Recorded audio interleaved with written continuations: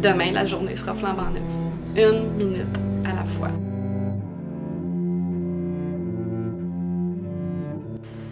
Il y a quelque chose que j'avais beaucoup de difficulté à entendre pendant qu'on était en confinement au printemps, puis que je sens que je vais recommencer à avoir de la difficulté à entendre si jamais l'occasion se représente. D'écouter quand les gens verbalisaient, mettons, le positif qu'ils voyaient au travers cette situation-là qui se présentait. Fait que, tu sais, mettons, ça m'a fait réaliser qu'on vit trop vite, ça m'a fait réaliser à quel point c'est vrai qu'on pollue la planète, étant donné que les gaz à effet de serre ont diminué. J'ai réalisé que je veux être plus présent auprès de mes proches.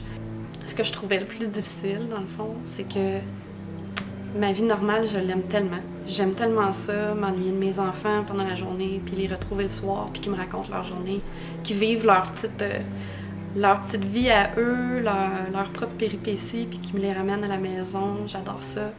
Avoir mon espace, dans le fond, j'aime pouvoir faire mon travail créatif. J'aime... je trouve que j'ai juste un bon équilibre dans ma vie. Puis comme tout le monde, cet équilibre-là, il a été brisé, puis des fois, il file encore un peu brisé. Mais c'est pour ça que les journées où je me sentais pas bien, j'avais beaucoup de difficultés à entendre ça. Fait que la raison pourquoi je vous dis ça, c'est en préambule de vouloir aborder un sujet que j'ai trouvé fort pertinent. Mais je veux spécifier que c'est vraiment important pour moi de le faire dans la bienveillance, dans la compréhension, parce que je voudrais tellement pas être source de rumination pour les journées où ça va moins bien. Fait que c'est pas facile d'essayer d'aller bien, c'est pas facile d'éliminer la petite voix dans notre tête qui nous dit « Mais voyons donc, t'as juste à faire ça, t'as juste à apprécier ça, franchement, n'importe qui à ta place ferait mieux. » Cette petite voix-là là, qui nous traite d'une façon qu'on laisserait jamais personne nous parler. Fait que je veux vraiment être claire que je vous parle dans l'empathie, dans la bienveillance, dans la compréhension, parce qu'on a tous trouvé ça super difficile dans les derniers mois, puis ça continue d'être difficile. Je trouve ça super important comme de départager, se dire à soi-même j'ai de la gratitude pour telle chose, puis laisser la petite voix nous dire ben t'as juste à apprécier telle chose. C'est très différent. Fait que voilà, je me lance là-dedans. J'espère que c'est pas trop hors propos, mais je me suis dit que si je pouvais apporter un peu de douceur en abordant ce sujet-là, je souhaite de tout cœur que ça vous en apporte. C'est cliché, mais on est là-dedans ensemble, puis on a tous des situations très différentes, mais on est tous déstabilisés, tous et toutes déstabilisés d'une façon incroyable en ce moment. Donc, je vous parle d'une amie à une autre. Si c'était pas clair encore, là, c'est vraiment dans le cœur ouvert, l'esprit ouvert que je m'adresse à vous. Le cerveau est un peu mal fait, hein, dans le sens que souvent, quand on est quand on est convaincu de quelque chose, même si c'est négatif pour nous, même si notre vision est négative en ce moment, puis qu'on se fait du mal à entretenir cette vision-là, notre cerveau va toujours préférer se faire confirmer cette information-là que de recevoir de l'information qui va nous rassurer ou qui va nous consoler. Fait que ça, c'est un peu dangereux si on porte pas attention à ce que notre cerveau est en train de nous faire, parce qu'on entretient, dans le fond, des émotions ou des sentiments qui nous gardent à un endroit qui fait mal. Donc, hier, j'ai écouté une entrevue avec Sonia Lupien, qui est spécialiste en neurosciences et spécifiquement en stress, c'est une vulgarisatrice exceptionnelle. J'adore les sujets de ses entrevues. En fait, depuis que je la suis, elle m'a apporté tellement d'outils puis de compréhension par rapport aux mécanismes humains, par rapport au stress puis à la réduction de l'anxiété. Fait que bref, son sujet de l'entrevue que j'ai écoutée hier, entretenir des mémoires positives pour nous aider dans la gestion du stress. Fait que d'emblée, ce qu'elle va nous raconter, c'est que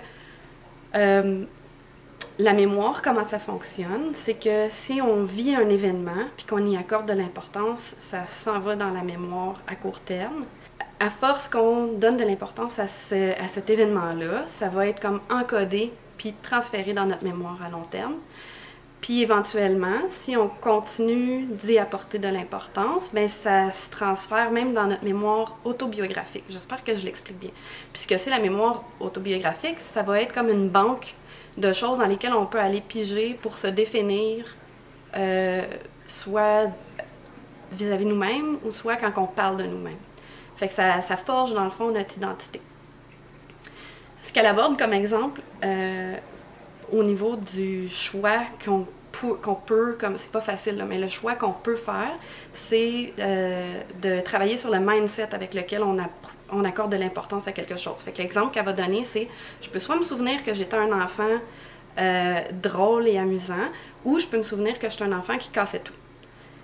Dépendamment de comment j'apporte de l'importance, ou dépendamment de comment je définis cette mémoire-là, je peux devenir un adulte qui va continuer de se trouver drôle et amusant, ou je peux devenir un adulte qui se considère comme maladroit, puis que ça a un impact sur ma confiance en moi. Comme je vous dis, c'est pas simple, puis ça requiert, dans le fond, qu'on s'arrête, puis qu'on fasse des choix conscients, puis qu'on va mettre en pratique. La prochaine chose qu'elle a abordée, c'est que quand on revit un souvenir, mettons, elle donnait des mots-clés, les gens autour d'elle revivaient un souvenir avec ce mot-clé-là. Mettons, ça pouvait être triste. Puis, elle a vu le visage de tout le monde changer, évidemment. Puis après ça, elle a refait l'exercice avec le mot rire aux éclats, ou avec l'expression rire aux éclats. Puis le visage de tout le monde s'est illuminé. Parce que les mémoires ont cette capacité-là de nous faire revivre l'émotion qu'on a vécue dans cette mémoire-là. Ce qu'elle a dit, c'est que pour qu'une mémoire ait un effet comme réconfortant, il faut, ce que des chercheurs ont trouvé dans l'étude à laquelle elle se référait, là, il faut que ce soit un événement spécifique. Fait que, mettons, pensez au jour de ton mariage, ou penser la fois que tu es allé au party de fête de ton grand-père avec ton nouveau-né. Puis, tu sais, il faut que ça soit comme des trucs très spécifiques pour que ça ait son plein potentiel de nous réconforter. Donc, ultimement, ce qu'elle était en train de dire, c'est que les mémoires positives ont un effet protecteur sur notre santé mentale, mais tu sais, notre santé mentale, dans le fond, comme dans le moment présent, mais aussi à long terme, étant donné qu'on parle de mémoires, dans le fond, qui sont autobiographiques, puis avec lesquelles on se définit. Fait que moi, dans le fond, en écoutant ça, je me disais, cool, c'est super pertinent pour moi, je veux prendre cette information-là, puis l'utiliser. Mais l'affaire, c'est que j'ai peut-être pas la meilleure mémoire au monde, j'en ai des souvenirs qui sont magnifiques, j'en ai des souvenirs qui sont tristes, comme tout le monde, mais j'étais comme, je suis peut-être pas la meilleure au monde pour envoyer des mémoires dans ma mémoire comme à long terme ou autobiographique. Fait que je me suis dit, ok, je pense que ce que je vais faire, c'est que je vais prendre le temps d'écrire. Dans le fond, si dans les moments où j'ai des journées difficiles, j'ai de la misère à penser à des trucs ou à des souvenirs spécifiques qui me rendent heureuse parce que mon cerveau comme bloque un peu cette capacité-là. Je me suis dit que ça m'aiderait beaucoup d'avoir un aide-mémoire sur lequel j'ai noté des trucs comme un peu comme être ma propre motivatrice pour les jours où je file pas. Fait que je me suis dit que dorénavant, je vais garder un petit journal dans lequel je vais noter des trucs, un peu comme si je prenais une photo pour m'en souvenir, là, mais noter des trucs qui spécifiquement m'ont fait soit rire aux éclats ou que je me sentais vraiment, vraiment bien. Tu sais, dans le fond, je suis pas sûre que regarder un film collé avec mes enfants, ça s'en va dans ma mémoire autobiographique à chaque fois, là.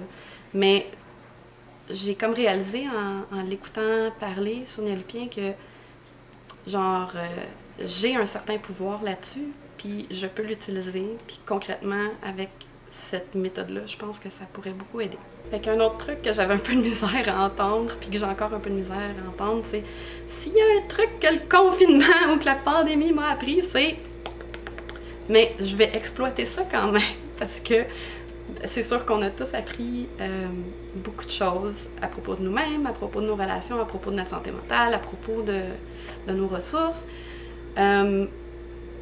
Moi, je me souviens à un moment donné m'être dit consciemment comme c'est une vraie montagne russe cette histoire-là pour moi. Genre une journée, je suis in the dumps, c'est de la merde, ma vie c'est de la merde, tout va mal, genre mon chien est mort, le cousin de ma mère, c'est un si... Puis le lendemain, je suis au-dessus de tout, c'est le fun, je fais du pain, j'aime ça, passer du temps avec mes enfants, nanana, nanana. Puis à un moment donné, j'ai comme réalisé qu'il fallait que, genre, je décide d'égaliser un petit peu, puis de faire comme les journées qui vont bien, là, ça va bien, profite du moment présent, demain est un autre jour, prends ce qui passe. Puis le lendemain, quand ça va mal, me dire, aujourd'hui c'est de la merde, puis demain la journée sera flambant neuve, tu sais, demain la journée sera flambant neuve. 1 minute à la fois. Partagez-moi vos stratégies, partagez-moi, mais aussi pour le bénéfice de tous ceux qui vont lire vos commentaires. Je vais vous lire avec grand plaisir.